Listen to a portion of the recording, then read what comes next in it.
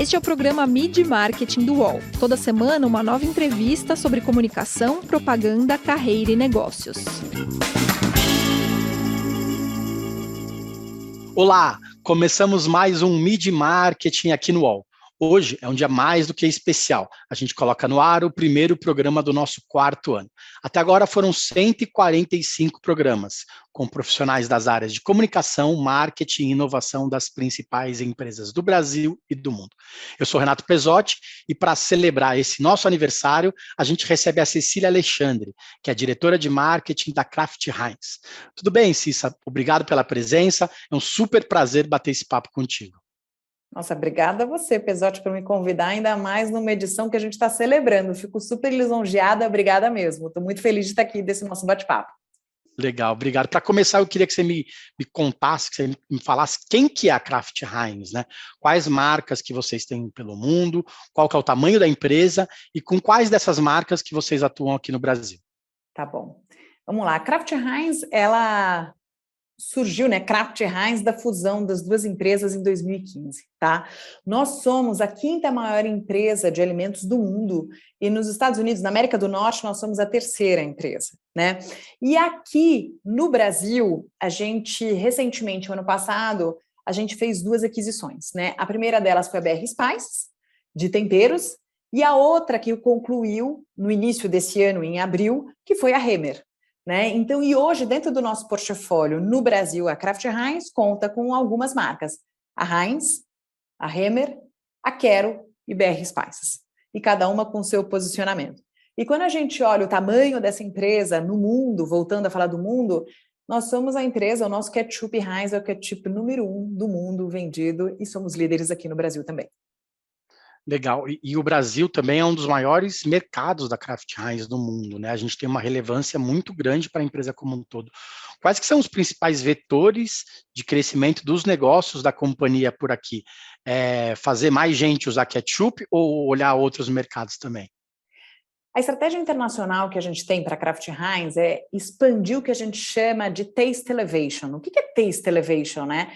É tudo aquilo que realça o sabor. Então, sim, o ketchup faz parte, mas os outros condimentos também fazem parte, como mostarda, maionese, molho barbecue, até o próprio molho de tomate, né, que vem para realçar o sabor daquilo que a gente está cozinhando ou consumindo. E principalmente quando a gente olha a BR Spices, que na sua essência, né, de trazer temperos, realça o sabor da comida. Então, a gente tem uma busca internacional como estratégia de desenvolver esse mercado. Aqui no Brasil, a gente tem atuado nessas categorias que eu tenho falado, em outras também, né, de vegetais com Quero, que é muito importante, e a gente busca desenvolver cada vez mais o hábito de consumo e trazer novidades para o consumidor dentro dessas categorias e buscando novas que façam sentido. Então, a gente continua bem antenado aí com as demandas do consumidor. É legal falar sobre isso, porque a Heinz completa 10 anos, né, de Brasil em 2023. Conta pra gente um pouco como foi essa construção de marca até onde vocês chegaram hoje. Eu lembro que quando a Heinz chegou no Brasil, o pessoal falava assim, aquele ketchup que tem nos Estados Unidos chegou no Brasil, né? Como que foi se estabelecer, garantir uma parcela de mercado dentro dessa categoria que é tão importante na casa dos brasileiros, né? Como foi entrar num mercado que era mais ou menos, todo mundo mais ou menos acostumado com o que a gente já tinha em casa? Começou muito com o que você falou, né? Sendo uma referência do ketchup de quando você viajava e se consumia, né? Que tinha um quê, até um pouco de glamour, mas era um pouco assim, o quanto que eu vou conseguir até ter acessibilidade. Mas a gente precisava de uma estratégia que a gente garantisse que as pessoas fossem experimentar. Então, a gente foi para o food service, a gente foi para as hamburguerias. E a gente colocou o Nescau Ketchup ali em cima da mesa como uma forma de gerar visibilidade e experimentação. Então, e disso surgiu e foi construindo até que hoje a gente tem um programa de mercado que a gente tem ampliado aí para um programa de relacionamento e que traz conteúdos para o consumidor que chama Heinz Selection, que ele é baseado num triângulo que numa ponta tem a marca, obviamente, né, que traz legitimidade e qualidade, do produto e realça isso para quem tem hamburgueria, porque a gente segue esse atributo de, assim, a hamburgueria que tem o nosso ketchup é considerado como uma das melhores hamburguerias, então isso conota a credibilidade para ele e para o consumidor a experiência do melhor produto. Então a gente fala desse triângulo de win-win-win, né? E o food service, as hamburguerias, foram, desde o início da nossa estratégia, muito relevantes. E aí a gente foi evoluindo na nossa comunicação. E desde 2018, a gente fala de uma naturalidade e de uma transparência quando a gente fala que o nosso ketchup ele é feito com 6 ingredientes naturais e só. E isso é o que a gente tem que constrói a nossa qualidade superior, o nosso diferencial e conota o nosso sabor. Então, as comunicações, elas podem evoluir, mas no fundo, a estratégia de comunicação que a gente tem, ela é pautada sobre a busca dessa qualidade superior e pautada nos ingredientes que conotam ao sabor. Então, quando a gente olha, a gente teve um período de experimentação onde a gente utilizou o trade, o food service, e ainda são grandes parceiros relevantes para a gente, né? E, por outro lado, quando a gente começou numa forma mais massiva de comunicar, a gente estabeleceu justamente essa estratégia de comunicação e que evolui, e que não é única exclusivamente para o ketchup, né? Agora, no mês de agosto, a gente lançou a campanha de maionese, onde a gente fala que a gente é uma maionese feita com 100% ovos caipiras. E quando tem, inclusive, no seu packaging, o selo de Certified Human, que comprova justamente a origem, nos dá credibilidade sobre o uso dos ovos que a gente tem dentro da nossa maionese. Então, é uma busca constante de qualidade, de entregar a melhor relação para o consumidor de um produto de qualidade superior, que é o que ele espera da marca Heinz. Os executivos, as executivas entrevistadas aqui pela gente, costumam dizer que o digital avançou 5 anos em um com a pandemia. A gente, querendo ou não, pediu muito sanduíche pelos aplicativos de entrega durante esse tempo que a gente ficou em casa. As vendas digitais cresceram muito, tanto nessa questão dos sanduíches, mas também na questão dos supermercados. A gente passou a pedir ketchup, maionese para entregar em casa. Como que vocês usaram essa ida do consumidor para o mundo online para vender mais? Porque também não era um super drive de vocês, né? Não era um super direcionamento da empresa vender pela internet, porque você sabia que o cara que fosse no supermercado, ele ia na gôndola e ia pegar o ketchup de vocês. A partir do momento que ele vai lá e compra no e-commerce, ele de repente escolhe um outro produtinho que é um pouco mais barato, ou uma marca que ele de repente tem uma apreciação, gosta um pouco mais, ou faz tempo que ele não compra, ele dá uma chance para outras marcas, né? Como vocês usaram essa ida do consumidor para o mundo online para vender mais? A nossa estratégia e a nossa intenção no e-commerce, ela começou em 2019 e começou tímida mesmo, né? Porque a gente entendia que realmente a gente tinha essa necessidade que o consumidor estava buscando, estava crescendo, a passos não tão largos como depois a gente viu, né? E a gente também, porque a gente sabia que era um pouco disso, né? Era para o B2B, para depois chegar para o consumidor dentro de uma nova possibilidade de compra. Só que a pandemia veio e mudou tudo isso, né? Hoje, a gente sabe, tem dados de que muitas pessoas fizeram essa primeira compra durante a pandemia online e não saem, porque tem essa facilidade. O que nos permite entender que a gente precisava de uma estratégia de uma área mais robusta. A área cresceu aqui dentro, a gente tomou outra forma, e hoje a gente tem até todo início do próximo mês, a gente tem um que a gente chama de kickoff de vendas. E a gente teve uma reunião justamente falando sobre a importância de todos os canais, e o food service, que antes era pequeno, agora já entra lá com uma participação relevante e sendo acompanhado também com as vendas que precisam vir, né, para frente e com todos os objetivos, assim como qualquer outro canal. E o que é importante é que a gente daí começou a tomar não só ser responsível, mas atuar de forma mais ativa na participação do e-commerce. Entendendo como que você citou, poxa, se a gente busca ter uma melhor localização na gôndola, na altura dos olhos, como é que eu posso garantir e traduzir isso para o universo online? Putz, eu tenho que estar nas primeiras das buscas, tenho que garantir uma percepção de que o meu rótulo não pode ser igual. Quando a gente olha o rótulo da gôndola, o rótulo que a gente tem no digital, a gente aumenta um pouco para a gente garantir a visibilidade. Então, isso é um outro ponto importante. A gente também se aproximou não só das empresas que vendem, mas também dos deliveries, né? Então, todos os aplicativos de deliveries, a gente entrou e trazendo soluções para o consumidor. Então, essa estratégia, ela entrou porque entrou também dentro da jornada e a gente vê a necessidade. E agora a gente tem cada vez mais se integrado, né, no que a gente tem uma in-house aqui dentro de casa chamada The Kitchen, e em muitas das nossas ações já a gente faz de comunicação do consumidor gerando um clique para um call to action para compra. né? Algo que a gente começou, não é toda a ação que acontece, porque a gente também está testando, mas justamente porque a gente entende e facilita, e o consumidor já está lá e já está apto. Se ele interagiu com a minha marca, certamente ele já está mais apto a converter em compra também. Então, é algo que a gente tem construído em paralelo. E aí faz parte da nossa rotina, né, Pesotti? Acho que você, como eu, assim, a gente sabe, faltou alguma coisa, você busca e manda entregar. Putz, eu não vou sair, o tempo de eu sair e pegar o carro, eu já utilizo. Então, a gente está muito antenado para trazer isso como um serviço e tá onde o consumidor está, né? Que é essa nossa necessidade. Foi bom você citar sobre esse assunto de estar onde o consumidor está, porque as pessoas hoje elas não querem mais ser interrompidas pela publicidade, né? Como é que a campanha que faça com que o consumidor interaja com a marca, que ele sinta-se parte da marca, né, para depois, de repente, acontecer esse call to action que você falou, né? Não precisa comprar o ketchup na hora, só quero que você goste do meu ketchup.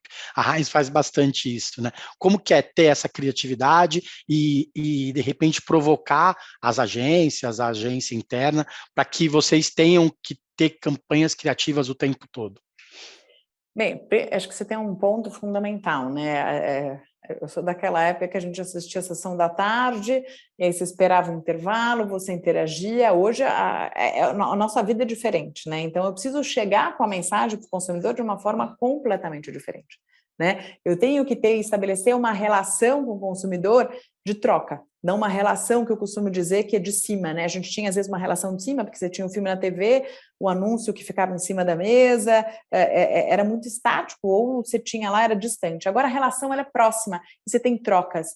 E o que nos permite entender que a gente, com a nossa estratégia de consistência que a gente tem da mensagem, a forma como a gente executa, a gente olha 3 coisas muito importantes, que são simples, mas é que é a forma que a gente atua. Primeiro ponto, que eu chamo dos 3 Vs, tá? É a verdade. Então, tudo que a gente faz, a gente tem uma verdade absoluta. Então, assim, quando eu falo da transparência, do ketchup falando que tem 6 ingredientes naturais e só, quando a gente fala que a nossa maionese é feita com 100% ovos caipira, e a gente mostra isso para o consumidor, e a gente tem essa verdade em todos os aspectos, em todos os pontos que a gente trabalha.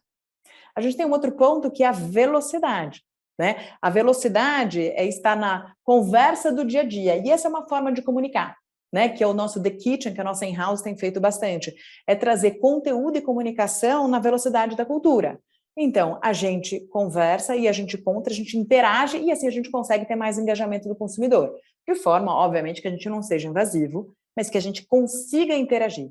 E, por fim, que é a vivência, que é o terceiro V, né? Então, verdade, velocidade e vivência. A vivência vem pelas experiências. E a gente viveu isso no mês de julho. A gente teve uma live com o Casimiro, que é um enorme streamer, né? Ele é famoso por interagir, ter seus reacts com tudo, inclusive com comida, e a gente contou com a parceria dele numa live, onde ele estava na casa dele, e a gente estava aqui no nosso escritório com o nosso chefe, Heinz, e ele foi de uma forma, com todos os espectadores dele, a audiência dele, ele tinha 3 sanduíches para construir. Os 2 primeiros ele construiu, e o terceiro ele contou com os consumidores, né, com o pessoal que estava o público dele, para construir esse terceiro sanduíche. Putz, até aí já tinha sido uma experiência, e a gente tinha comentários, inclusive, que as pessoas falavam assim, putz, o que a Heinz fez? Eles conseguiram que eu ficasse vendo um comercial de 1 hora, uma publicidade de 1 hora, interagindo, né? Que coisa legal, porque não foi invasivo, foi uma troca. E a gente podia ter parado aí, Pesotti, mas aí você fala assim, putz, eu posso puxar, eu posso levar isso cada vez mais. E a gente levou isso e transformou em hambúrguer de verdade. A gente fez o Ia Dentro Truck, né, da Heinz, onde a gente teve 2 dias no Parque do Ibirapuera, em São Paulo, e 2 dias na Lagoa, no Rio de Janeiro, onde aqueles 3 sanduíches que foram co-criados, 2 criados por ele, né, e outro co-criado, as pessoas tivessem a oportunidade de experimentar, né? Vendeu tudo, foi um grande sucesso. E a gente teve outras ações ali que interagiram. Então, é uma forma de estabelecer grandes trocas com o consumidor, né? E aí, isso a gente fez para essa campanha de ketchup, mas depois, em agosto, a gente fez também uma outra forma de comunicar, que foi para a campanha de maionese, né? A gente hoje precisava gerar um ponto de fricção e contar para as pessoas que elas tinham outras opções de maionese no mercado para elas poderem experimentar e que, no caso, Heinz seria uma solução. Poderia fazer uma campanha tradicional, mas a gente entrou de forma diferente. A gente contou com 2 influenciadores, a Vitube e o Eliezer, que foram pegos num flagra, né, numa hamburgueria, que é como se eles não tivessem numa relação monogâmica. Estavam ali os 2 e mais uma pessoa, né? E isso foi para vários portais de fofoca, gerou conversa, saiu, se eu não me engano, em 16 portais. A gente teve resultados incríveis, assim, a gente viu que cerca de 44 milhões de pessoas foram impactadas no digital. Os números são realmente muito grandes. E depois a gente contou, e eles falaram que realmente eles não estavam numa relação monogâmica, mas com a maionese, e a gente convidou as pessoas a saírem da maiogamia, né, e que elas estivessem abertas ao novo sabor. E depois a gente lançou o filme e assim toda a campanha foi. Mas foi uma forma de gerar impacto, trazer o consumidor e trazer a surpresa para eles depois. Então, é essa experiência, essa vivência que é muito importante. É engraçado porque antigamente as campanhas começavam na TV e depois elas iam para o digital ou iam para o mundo real, né, com as ações de live market, etc. e tal. Você deu exemplos que às vezes são exatamente o contrário, né?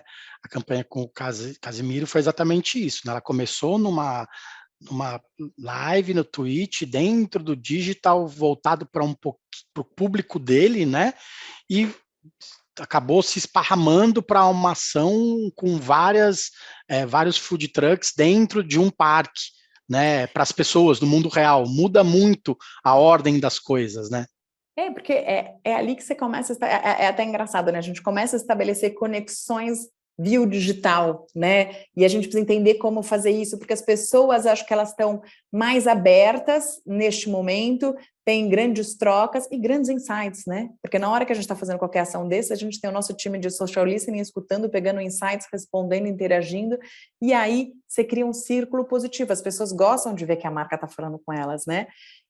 E tem uma forma de fazer diferente, né? Então, assim, realmente, antes a gente fazia o filme, a peça publicitária, e que depois a gente desdobrava ela para o digital, para o out of home, para a revista, para o jornal, quando tinha jingle ia para o rádio, ou fazia algo para o rádio. Mas aí era sempre o mesmo asset que você descia.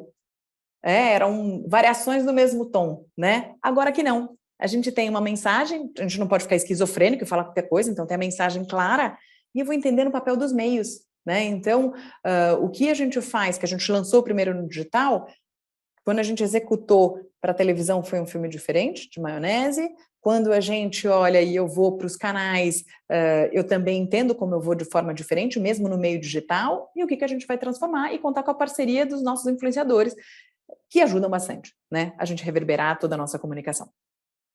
Legal, a gente vai para o intervalo, daqui a pouco a gente volta para falar um pouco mais sobre as outras marcas da empresa e esse novo marketing, né, que a Cecília estava falando, dos 3 Vs. A gente volta já já. Futebol sem fronteiras. Jogo jogado dentro do campo e fora dele. Bastidores, economia, política, turismo. O podcast do UOL para quem gosta de futebol internacional e tudo o que vai além de um simples grito de gol. Futebol sem fronteiras, toda quinta, comigo, Júlio Gomes e Jamil Chad, no canal UOL. Voltamos. Essa semana a gente recebe a Cecília Alexandre, que é diretora de marketing da Kraft Heinz. Você comentou sobre ações que entraram na boca do consumidor, literalmente, né? As empresas hoje, elas disputam espaço na cabeça das pessoas com outras marcas do mesmo mercado, com marcas de outros setores, com as empresas de entretenimento, com canais de streaming. Como que está no meio dessa confusão toda e como que é pensar para que os consumidores escolham a sua marca no momento da compra? Porque também não adianta nada você ser uma marca amada, ser uma love brand, mas na hora da compra o cara escolher a outra, né? Como que é fazer isso dar certo na hora da venda?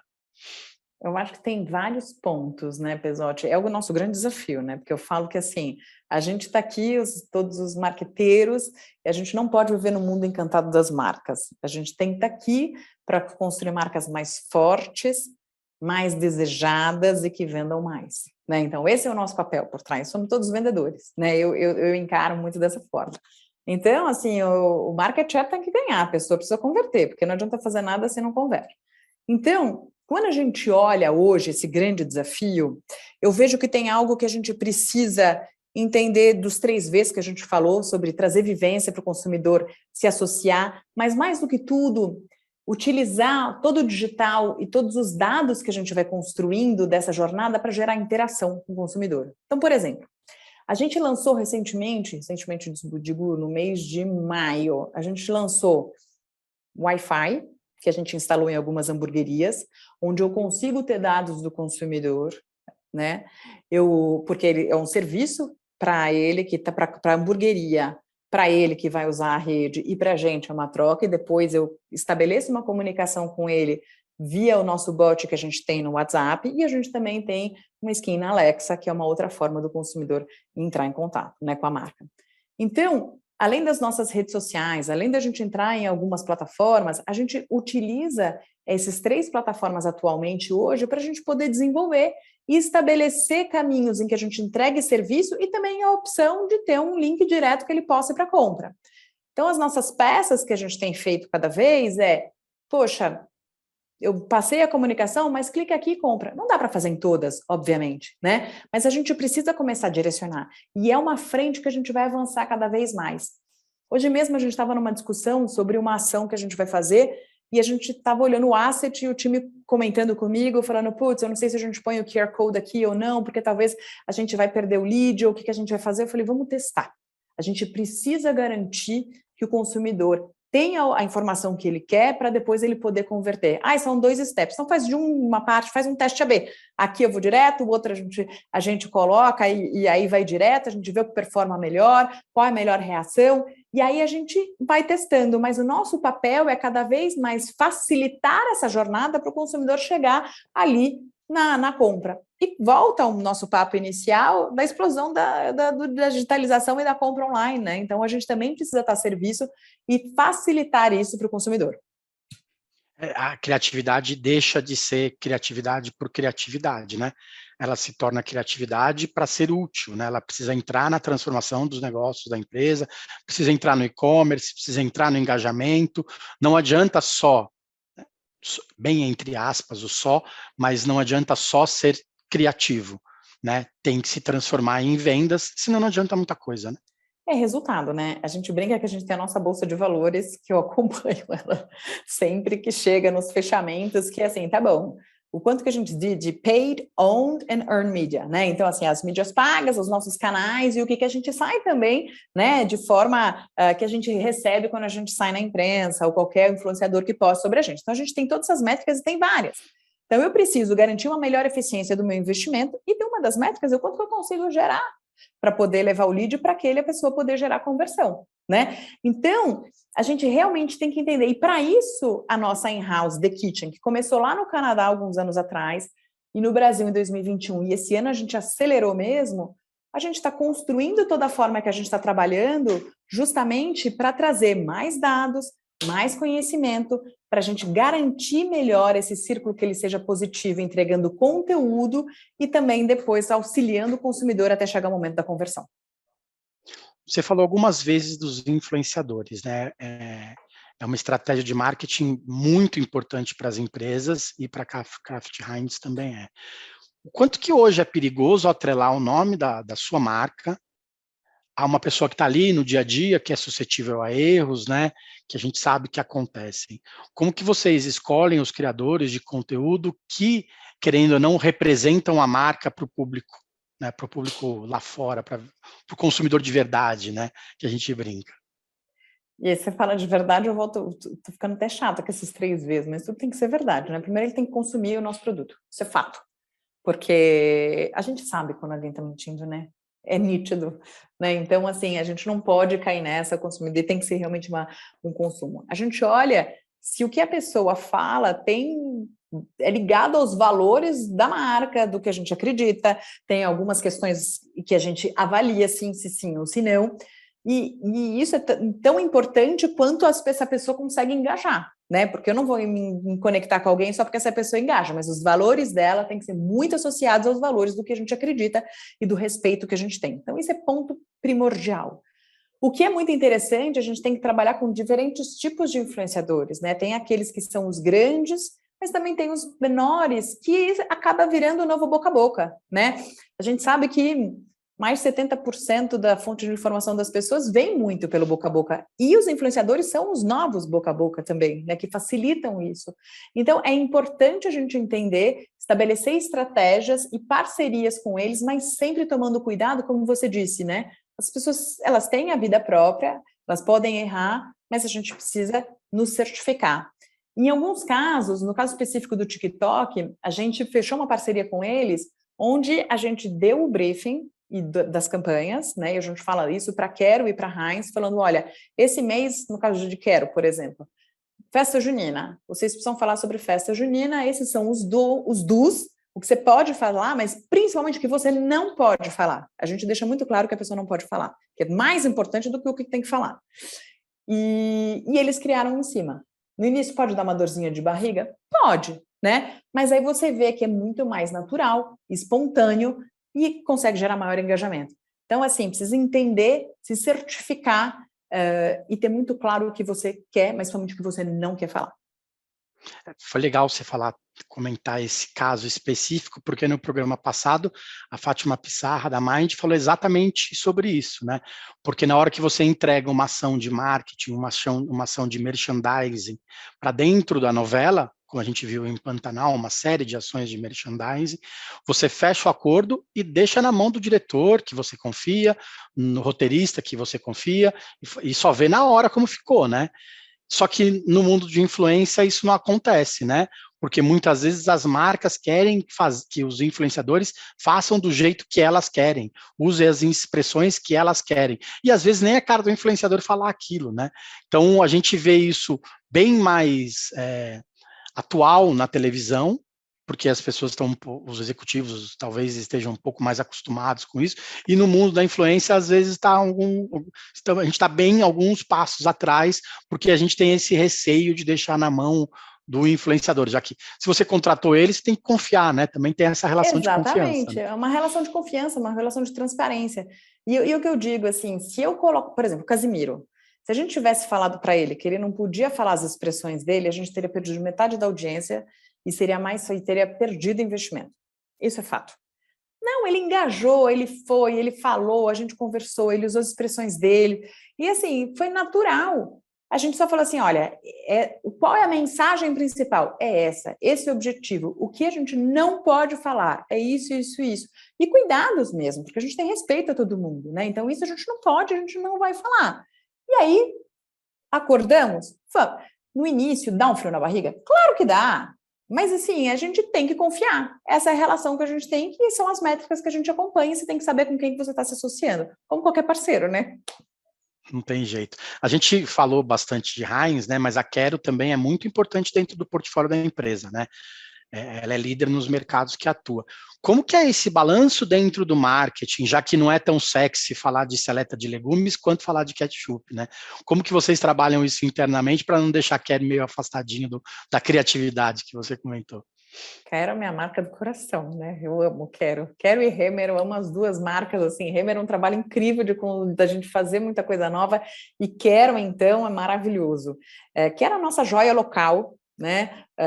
A Kraft Heinz, né? A Heinz lá atrás chegou no Brasil adquirindo a marca Quero. Essa marca tem mais de 35 anos e é uma marca que ela é preferida e líder em muitas das categorias, como você mesmo disse, né? E a gente entendeu e pesquisou muito quem é a consumidora e quem é o consumidor e o que pode e como é que a gente pode se conectar. Porque era uma marca que em um determinado momento ela tinha uma relação muito funcional, muito baseada em entrega, preço, promoção, enfim. Óbvio que isso é importante, principalmente no nosso bolso ultimamente, que as coisas não tão fáceis, né? Mas quando você olha para o lado emocional, você precisa criar um lado emocional, criar uma conexão. E a gente vem falando muito sobre isso e a gente tem um mote que fala que é quando eu quero, acontece, né? E aí a gente tem toda uma parceria com influenciadoras, com mulheres de verdade que estão trabalhando, a gente traz conteúdos relevantes para elas. Em 2021 a gente fez uma campanha de Dia das Mães solo, falando do que elas faziam, o que elas construíram, como é que elas fizeram. A gente trouxe conteúdo sobre economia financeira já, e a gente vem pautando e trazendo. E pode não ser tão sexy vender milho, mas tem milho na casa de todo mundo. Quem abrir a despensa vai ter milho, né? Então eu quero que seja o milho, quero. Então a gente precisa contar e se conectar. É uma forma diferente de comunicar. Quero a gente estar 100% dentro da nossa in-house The Kitchen, né? E a gente atua de uma forma muito mais com uma estratégia de influenciadores, né? E a gente vê que isso tem trazido grandes resultados, a marca continua sendo preferida e com muita capacidade de expansão ainda. Legal. E Renner, como que vai ficar nesse meio termo entre a classe mais alta e a classe mais baixa, que às vezes compra outro tipo de produto? Como que eles vão se posicionar nesse meio termo entre comprar diferentes tipos de condimentos, né? É uma marca muito forte no Sul, né? No Sudeste ela vende pouco ainda, de repente é mais fácil entrar por um lado que ela não venda muito ainda? Na realidade, sim, a gente tem agora um portfólio de marcas complementar, isso é fato, né? Então, você mesmo disse, a gente tem Quero, que é uma marca mais de valor, a gente tem Heinz posicionada como premium, e a gente tem Renner ali no meio, né? Uma marca que é para todo mundo, que a gente chama de mainstream. E hoje, o potencial de desenvolvimento de Renner começa a partir do momento da expansão. Mais da metade do volume dela é feito no Sul. Então, a gente tem uma capacidade de distribuir essa marca ao longo do país inteiro e ter um crescimento. Em termos de posicionamento, a gente vai se pautar em posicionamentos que sejam complementares das marcas, diferenciadores, para a gente trazer valor, né? O nosso presidente, ele fala muito que quando a gente adquiriu a marca Renner, a gente tinha que fazer 1 mais 1 é igual a 4, 5, 10, e é isso que a gente busca, né? Não vai ser igual a 2. Então, a gente precisa realmente trazer, primeiro, essa relevância, fazer todo mundo conhecer, e é uma marca linda, que tem mais de 100 anos. Tem uma história incrível, eu pesquisei muito sobre essa marca, e tem muita coisa para contar, e a gente está nesse meio tempo aqui se organizando para poder muito em breve falar mais dessa marca, daí eu venho aqui falar outra vez para você, porque eu estou apaixonada também. Legal, obrigado. No começo do papo você falou também da aquisição da BR Spices, né? É como se fosse uma startup que trabalha com especiarias e temperos, né? Quanto que trabalhar ao lado de uma startup ajuda no aprendizado de agilidade, na criação de novas fórmulas para um transatlântico do tamanho que é a empresa? Porque, querendo ou não, o consumidor está querendo novidade o tempo todo, né? Como que estar ao lado de uma startup ajuda nesse momento de desenvolver produtos e colocar logo para vender? Nossa, é excelente, Renato, excelente pergunta, porque a gente vê que, assim, a gente entendeu que, inclusive, eles trabalham, a BR Spice, ela nem fica aqui no nosso escritório, eles continuam com o escritório deles ali, porque a gente entendeu que era importante eles terem essa independência, né? O CEO ainda continua lá, que era o antigo proprietário, ele continua, a gente tem uma parte, ele tem uma parte ainda da empresa, né? Então, ele continua à frente justamente para a gente garantir essa velocidade de uma startup, né? E a gente tem aprendido muito com eles, né? Então, a gente tem reuniões mensais, onde a gente tem trocas, e a gente fala, e o Gabriel, que é o CEO, ele é um chefe de cozinha, então a gente tem que cada vez mais estabelecer parcerias com ele, para a gente entender de possíveis lançamentos, né? Sobre os ingredientes mesmo que ele tem, sobre harmonizações possíveis, né? Então, o nosso time de P&D, junto com ele, vão começar cada vez a trabalhar em parceria para entender sobre sabor, sobre agilidade, que a gente já tem buscado, né? Porque, assim, não dá mais para a gente esperar 3 anos de desenvolvimento de um produto. 3 anos já mudou o sabor, já mudou a vontade, já mudou, a gente já passou até uma pandemia, né? Então, assim, o que a gente tem que fazer? Então, a gente tem feito alguns trabalhos de otimização do nosso processo de inovação e enxugando. Então, até as maioneses que a gente lançou no mercado, que foi a maionese de páprica defumada, alho tostado e ervas, a gente desenvolveu o projeto em menos de 1 ano, ele foi ao mercado, né? Então, a gente tem entendido. E aí, por outro lado, aprender com eles como é que a gente pode mais rápido, seguindo todos os padrões de qualidade, rigor, mas a gente conseguindo apertar e ser mais ágil. E até a forma como a gente se organiza, a gente está repensando para ser cada vez mais assertivo e eficiente e com entrega rápida para o consumidor. Legal, Cissa, muito obrigado pelo tempo. É legal conhecer mais sobre a Heinz e sobre como a empresa atua no Brasil para crescer. Muito obrigada a você, Pesotti, foi um prazer, adorei estar aqui, ainda mais nessa edição de comemoração, e até muito breve, adorei, obrigada. Passou rápido, né? Valeu, Cissa, obrigado. Para quem está chegando agora, é sempre bom lembrar que a gente tem mais de 145 episódios aqui no YouTube, no Spotify e no Apple Podcasts. Tem muito conteúdo, muita gente bacana, muita história legal para falar sobre publicidade, sobre marketing, sobre comunicação. A gente volta na outra segunda, 14h, com um programa novo para vocês. Valeu, gente, obrigado, até mais.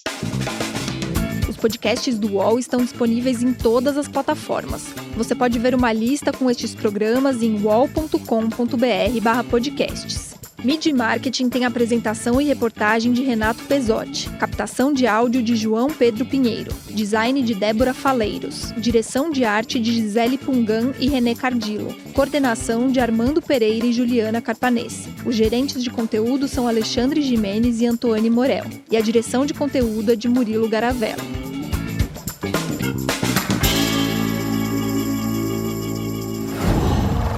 UOL.